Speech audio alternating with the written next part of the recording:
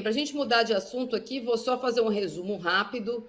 Fizeram a negociação Fabinho Soldado, Fred Luz, Pedro Silveira, com os representantes do Memphis. Esse foi o triunvirato que tocou as conversas, baseado nesta obrigação contratual. Sabe-se lá se o contrato vai virar, mas vai continuar. Em que, para contratar o Corinthians, a Esportes da Sorte colocou em uma das cláusulas a contratação de um jogador midiático, então, de fato, essa é uma obrigação contratual, entre aspas, um presente que está embutido no número lá no patrocínio do Corinthians. O Corinthians hoje diz internamente que, apesar de o Darwin, né, que é o representante legal da Esportes da Sorte, ter se entregado a polícia naquele inquérito que a gente falou aqui essa semana lá em Pernambuco, o contrato está em vigor, então se sentiam seguros em tocar adiante. Então, o triunvirato que fez isso foram esses três.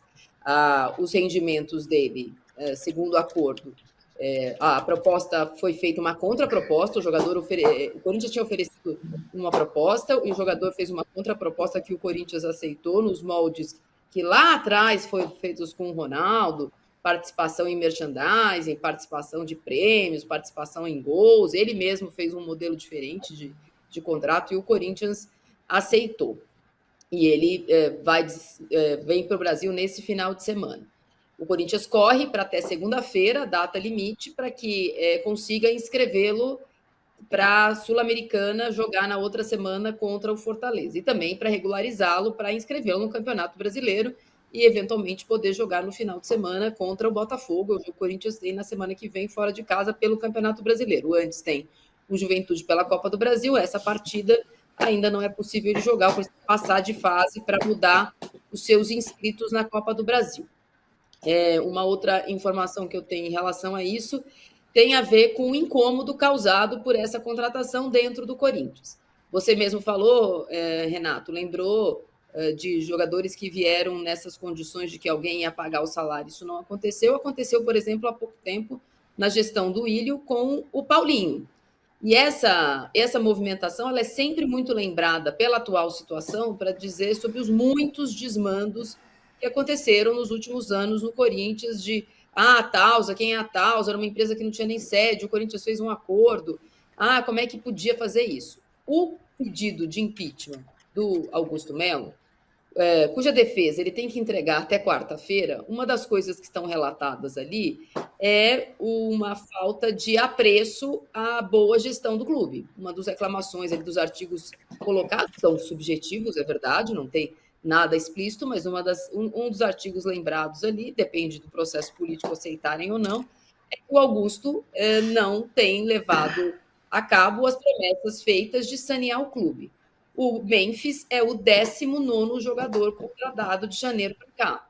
O Corinthians ele não reformulou o elenco depois da eleição do Augusto. O Corinthians implodiu o elenco e, diferentemente do que aconteceu com o Flamengo, por exemplo, que porque se machucaram muitos jogadores, o Flamengo foi ao mercado, o Corinthians, no desespero, no Campeonato Paulista, no Brasileiro, agora ele foi indo ao mercado. Traz esse, desde a abertura da janela em junho, o Corinthians vem contratando. Machucou contrata. Machucou o atacante, contrata. Machucou não sei quem, contrata. Não tem zagueiro, contrata. Os 2 goleiros foram embora, contrata. Então, também há uma reclamação sobre a falta de planejamento. Então, ao mesmo tempo que a torcida fica muito alegre, como disse o Casão, e isso é um termômetro muito bom para a popularidade do Augusto, que tenta fazer isso, de fato, isso também engorda o que nesse momento ele precisa se defender. Como é que ele está fazendo tanta contratação? 30 para a categoria de base, 19 no profissional, aumentou a folha salarial do administrativo do Corinthians, tem agora um CEO que ganha não sei quanto, ele vai ter que responder isso na sua defesa, e a chegada do Depay, ainda que mude o foco, obviamente, né, vai se falar mais do jogador, a torcida, a expectativa que ele causa, mas é um fato que isso também corrobora para muitas das críticas que são feitas a esse primeiro ano de gestão do Augusto Melo, que se parece muito com os erros dos anos anteriores em alguma medida. Eu vou colocar uma foto agora, põe para mim, Marília, Marinho, Marília, eu vou explicar. Marília, só uma coisinha rápida. Como que ele vai jogar, se ele vier no final de semana, como que ele vai jogar Mesmo que o Corinthians escreva, o cara tá parado desde quando acabou a Eurocopa. Acabou a Eurocopa, o cara entrou de férias. Ele não foi contratado por ninguém, então ele nem pré-temporada fez. Ele vai chegar para treinar, para entrar em forma.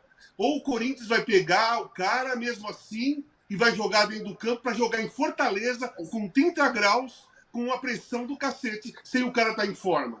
Como é que vai fazer? Aí acontece o quê? Tem uma distensão muscular, aí vão falar, pô, olha o calendário, não é, porque o cara vai fazer um jogo. Olha o calendário, olha isso e aquilo. Então o risco de o cara chegar aqui no Brasil e ser forçado a jogar, porque o Corinthians precisa desesperadamente de alguém e que ele vai chegar e vai ser o grande nome, e o cara não conseguir, porque ele não tem a mínima ideia da distância de São Paulo para Fortaleza e a mínima ideia do calor que ele vai ter lá em Fortaleza para jogar numa quarta-noite ou quinta-noite, sei lá, contra uma equipe que está voando e ele vai ter que correr para caramba, sem estar em forma, sem fazer pré-temporada. Eu acho muito difícil acontecer isso. Pois é, mas é o que se espera dele, né? Tem 3 meses, ou para, como você disse, eventualmente voltar para a Europa, né? Nós estamos no dia 6 de setembro, e talvez para eventualmente salvar o Corinthians esse rebaixamento que é iminente. Põe a foto da comemoração dele, que eu falei aqui que ele tem uma música, quem quiser procurar, né? Que cita um versículo da Bíblia, do capítulo dos Coríntios, que é um povo grego, então está citado na Bíblia, se você é religioso ou não, historicamente está citado lá e esse povo existiu. Não, eu queria a comemoração, que tem isso, mas eu mandei uma foto dele comemorando, fazendo. Não é o Garro que faz assim, não, acho que eu até prefiro do Garro, mas a do Memphis é assim, e segundo ele, essa comemoração significa que ele é cego e surdo ao mundo, basicamente foca na visão do túnel, só olha para frente.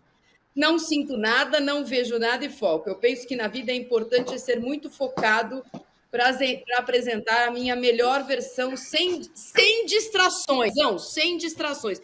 Estou achando que a primeira coisa que ele vai fazer ao desembarcar no Brasil é desistir da carreira musical, fechar a conta dele no Instagram com 800 milhões de seguidores, para ele focar sem distrações. Por favor, aprender a falar em holandês.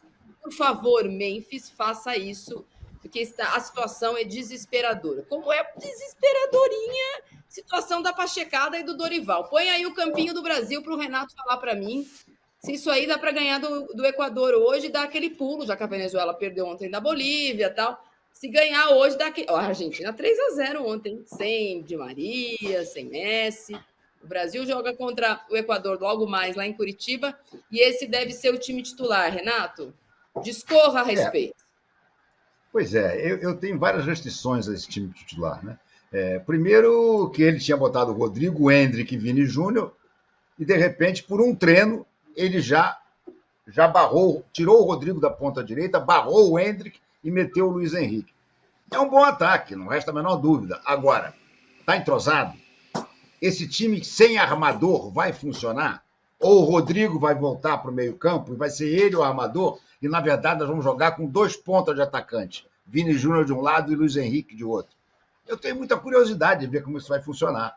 Agora, é bom a gente lembrar que o nosso adversário de hoje, né, o bravíssimo Equador, ele estaria, se não tivesse perdido 3 pontos por causa de problemas fora, extracampo, ele estaria simplesmente com 11 pontos, 4 à frente do Brasil.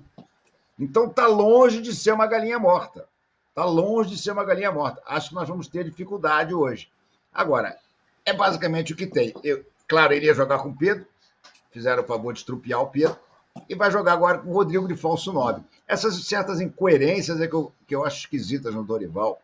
Né? Quer dizer, ele sai de um centroavante típico para um jogador que atua normalmente na ponta ou no meio-campo e transforma esse cara em centroavante. Eu quero ver no campo. O meio-campo, para mim, não tem ninguém armador aqui. O Lucas Paquetá, eu botaria como segundo volante e eu tiraria o Bruno Guimarães. Jogaria com o Lucas Paquetá de segundo volante, Rodrigo de terceiro aqui e o Hendrick na frente. Essa seria a minha seleção. Alícia, quer cornetar o professor Dorival? Porque eu peguei os papaizinhos do Renato, do Tite, mas como é Tite, Dorival, Tite pode emprestar. Eu vou usar hoje 1-0 é goleada, porque se ganhar por 1-0, pula para a quarta posição. Não chega a ser grande coisa, não chega a ser grande coisa, mas quarto melhor que sexto, né, Alicia? Olha, mas dá uma medida da nossa situação, né? Da gente estar aqui rezando e torcendo para ganhar de 1-0 do Equador dentro de casa. Né? Um Equador que fez uma campanha tão ruim na Copa América que demitiu seu treinador e está estreando o BKSS hoje. Então também não é assim um time. Está muito melhor que a gente, mas também vem de um momento de uma certa crise. O BKSS é um cara acostumado a fazer times mais limitados irem bem longe, é um bom treinador. Tudo indica que o Equador vai jogar com uma linha de 5, né? Tentar jogar um pouco mais fechado e aproveitar o erro do Brasil. E aí, essa formação do Tite me preocupa, do Dorival, desculpa, ó, o ato falho, me preocupa um pouco por justamente essa questão da armação no meio-campo. O Brasil sofreu muito contra o Uruguai, assim, sofreu muito, né, no final do ano passado, que ficava aquele buraco. Então, você tem os jogadores, né, valiosíssimos, tem excelentes pontas, que é o que não falta ao Brasil. Eu acho o Luiz Henrique um jogador extraordinário, mas me chama a atenção que ele esteja sendo convocado agora pela primeira vez e já vai entrar, né? Então, essa opção de talvez ter um jogador mais móvel, mais veloz, para tentar quebrar essas linhas do Equador, mas de todo modo me parece ser um time um pouco desconectado. Assim, eu não consigo ver esse meio-campo criando o suficiente para fazer essa conexão e fazer essa bola chegar o suficiente nos jogadores da frente. Mas o que é mais triste de tudo isso é a gente estar aqui pensando que se ganhar do Equador de qualquer jeito, 0-0, é bom, porque o Brasil fica em quarto. Então, assim, é uma situação. É inacreditável que a gente esteja nesse ponto. Eu não acho que o Brasil vai ficar de fora da Copa do Mundo, porque praticamente ninguém vai.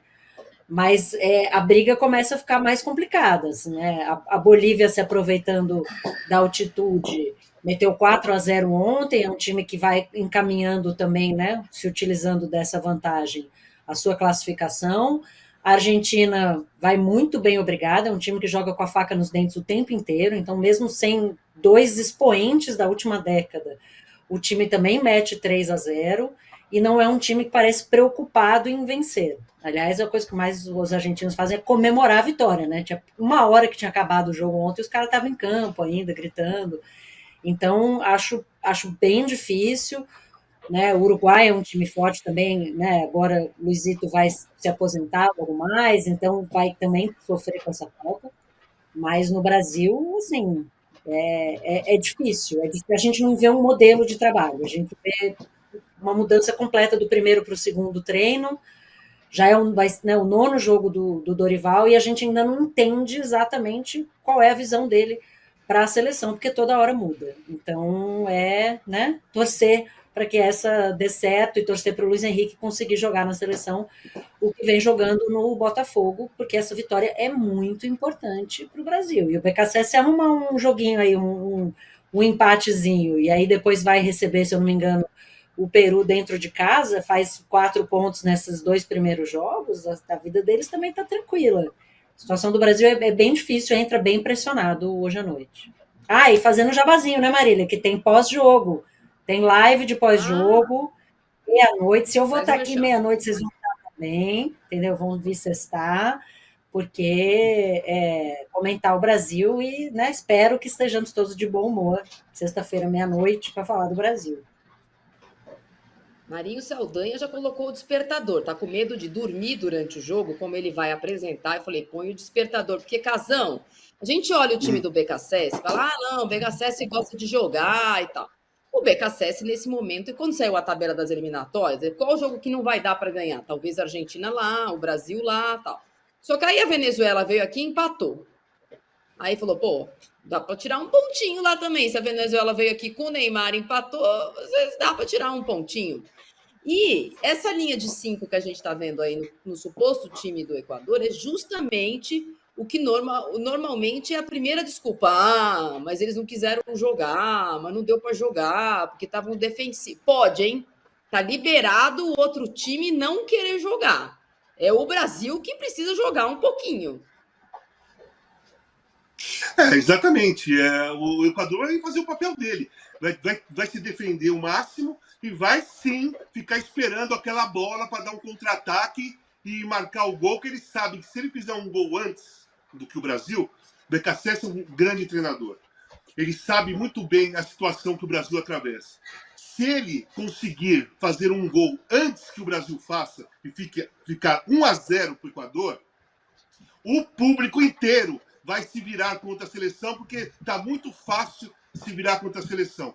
O pessoal torce para o Brasil quando começa o jogo. Mas depois de meia hora, se não acontecer nada, né, e ainda toma um gol do Equador, você vai ver que ali vira um inferno.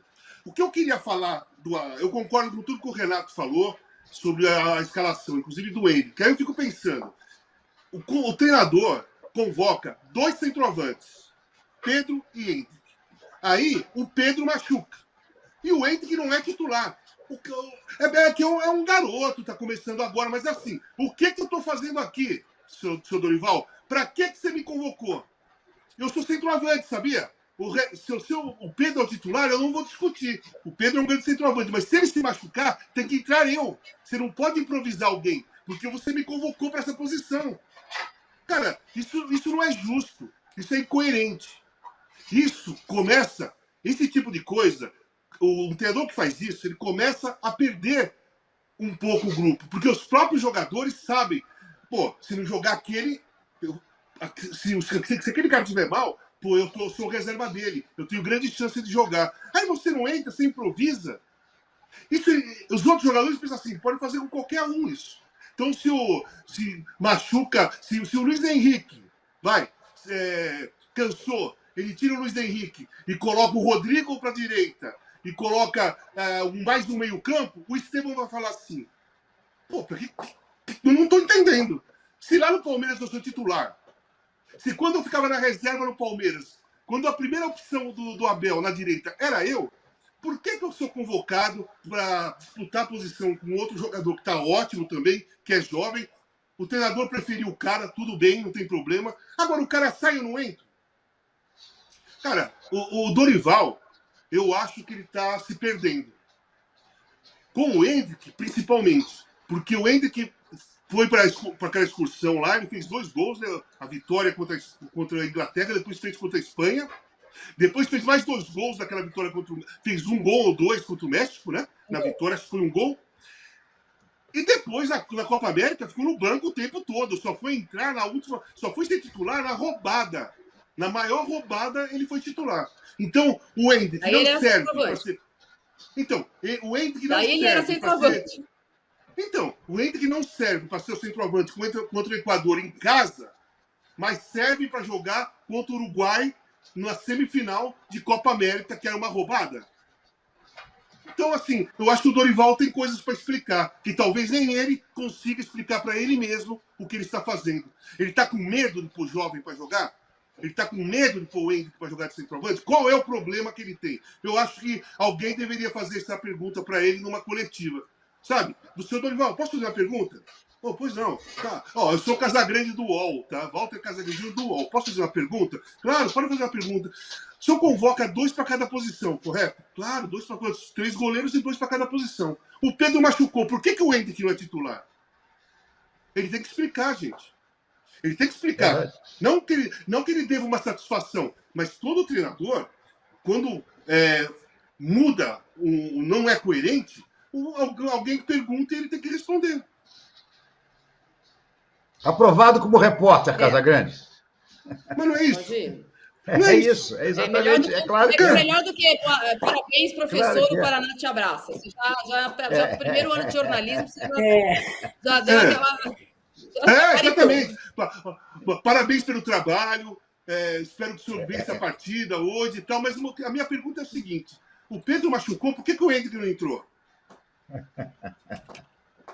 Pois essa do Hendrick é complicada porque boa parte das críticas que todos nós fizemos durante a Copa América, que o Brasil não ganhou de ninguém, a não ser do Paraguai, que perdeu também da Costa Rica, foi que o time não fazia gol. Aí o time não tinha centroavante e não fazia gol. Aí, agora tudo bem, ele teve a contusão do Pedro, que nem para a Copa América foi. Na primeira possibilidade de colocar um outro centroavante, que agora já está no Real Madrid, já jogou, já fez gol no Real Madrid e tudo mais, ele volta atrás. E o mais incoerente de tudo, eu concordo com o Casagrande, é a coletiva dele de ontem, depois de dar uma exclusiva. É ele falar, não, vocês precisam ter paciência com o Endrick e tal. Ele deu um jogo para o Endrick contra o Uruguai e já perdeu a paciência. Por que a gente tem que ter paciência que ele não teve? Não ganhou o Uruguai nos pênaltis.